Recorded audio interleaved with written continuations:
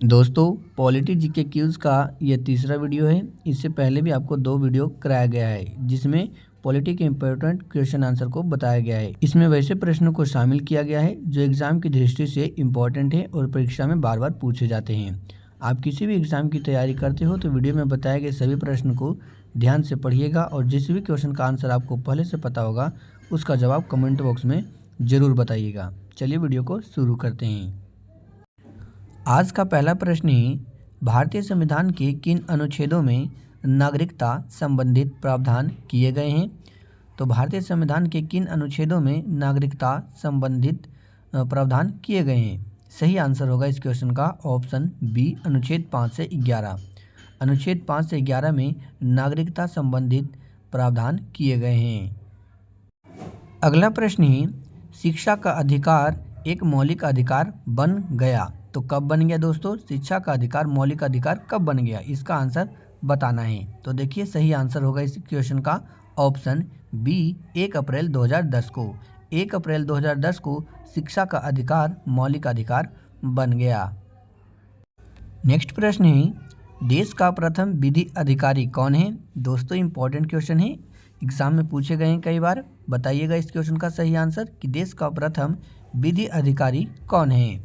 सही उत्तर हो जाएगा इस क्वेश्चन का ऑप्शन बी, महान्यायवादी। नेक्स्ट क्वेश्चन है राज्यसभा के सदस्यों का चुनाव कितने अवधि के लिया जाता है। तो बताइएगा दोस्तों कि राज्यसभा के सदस्यों का चुनाव कितनी अवधि के लिए लिया जाता है। सही आंसर हो जाएगा ऑप्शन सी, 6 वर्ष। नेक्स्ट क्वेश्चन है भारतीय संविधान की 8वीं अनुसूची में कितनी भाषाएं शामिल है। तो भारतीय संविधान की 8वीं अनुसूची में कितनी भाषाएं शामिल है ये बताना है। सही आंसर हो जाएगा ऑप्शन बी, 22। भारतीय संविधान की 8वीं अनुसूची में कुल 22 भाषाएं शामिल है। तो याद रखिएगा ऑप्शन बी सही आंसर होगा। अगला सवाल पूछा गया है भारतीय संविधान निर्माता डॉक्टर भीमराव अंबेडकर ने किस अनुच्छेद को संविधान की आत्मा और उसका हृदय कहा है। तो सही आंसर है इस क्वेश्चन का ऑप्शन ए, अनुच्छेद 32।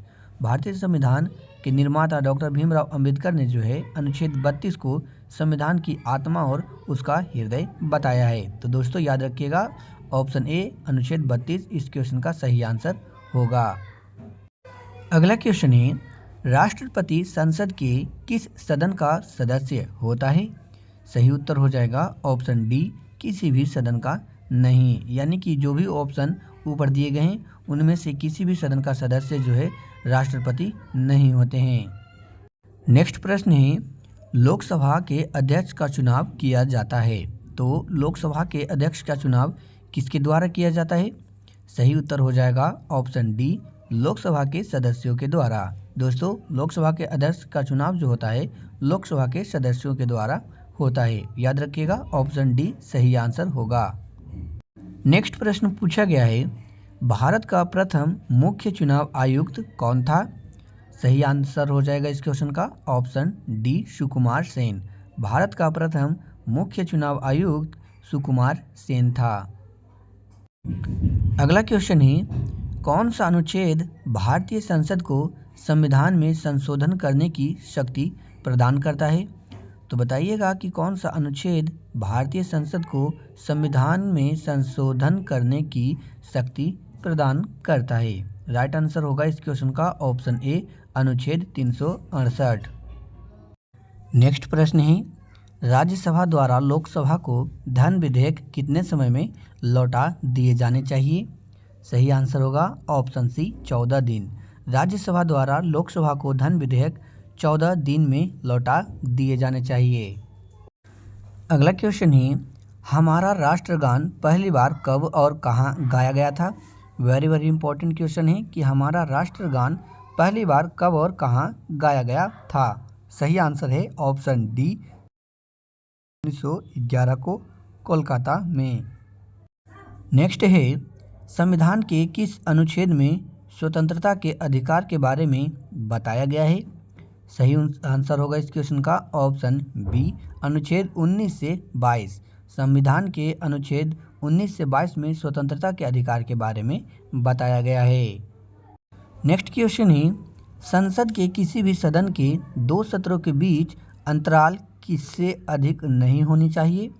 सही आंसर हो जाएगा ऑप्शन बी 6 महीने। अगला प्रश्न है, भारतीय संविधान का अभिरक्षक कौन है? सही आंसर हो जाएगा ऑप्शन बी भारत का मुख्य न्यायाधीश। नेक्स्ट क्वेश्चन है, किस संवैधानिक संशोधन में संपत्ति का अधिकार मौलिक अधिकार के रूप में खत्म कर दिया गया?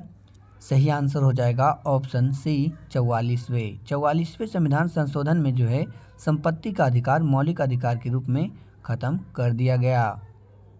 देखेंगे अगला क्वेश्चन ही, संविधान सभा ने राष्ट्रगान कब अपनाया? सही उत्तर हो जाएगा ऑप्शन सी 24 जनवरी 1950 को। संविधान सभा ने राष्ट्रगान 24 जनवरी 1950 को अपनाया। अगला प्रश्न है, भारत में एकल नागरिकता की अवधारणा अपनाई गई है, कहाँ से अपनाई गई है? सही उत्तर होगा ऑप्शन ए इंग्लैंड से। अगला क्वेश्चन है, भाषाई आधार पर भारत में सर्वप्रथम किस राज्य का निर्माण हुआ है? तो सही आंसर है इस क्वेश्चन का ऑप्शन सी आंध्र प्रदेश। दोस्तों एग्जाम में कई बार पूछे गए हैं, अच्छे से याद रखेंगे कि भाषाई आधार पर भारत में सर्वप्रथम जो है आंध्र प्रदेश राज्य का निर्माण हुआ। अगला क्वेश्चन है, भारत के संविधान का कौन सा अनुच्छेद भारत को कल्याणकारी राज्य घोषित करने से संबंधित है?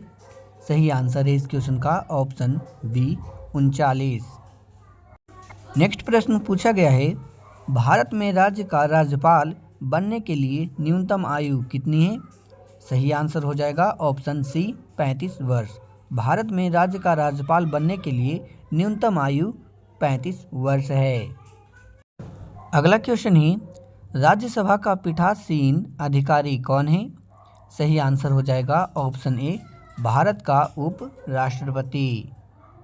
नेक्स्ट प्रश्न है, उस देश का नाम बताएं जिसमें संशोधन के लिए प्रक्रियाओं की संवैधानिक सुविधा को भारत से उधार लिया गया था। सही उत्तर हो जाएगा ऑप्शन सी दक्षिण अफ्रीका।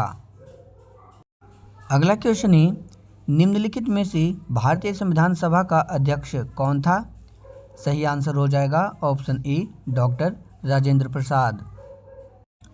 लास्ट क्वेश्चन है, भारतीय संविधान की प्रस्तावना में समाजवादी और धर्मनिरपेक्ष शब्द को किस संविधान संशोधन द्वारा जोड़ा गया? सही आंसर हो जाएगा ऑप्शन सी 42वां संविधान संशोधन के द्वारा।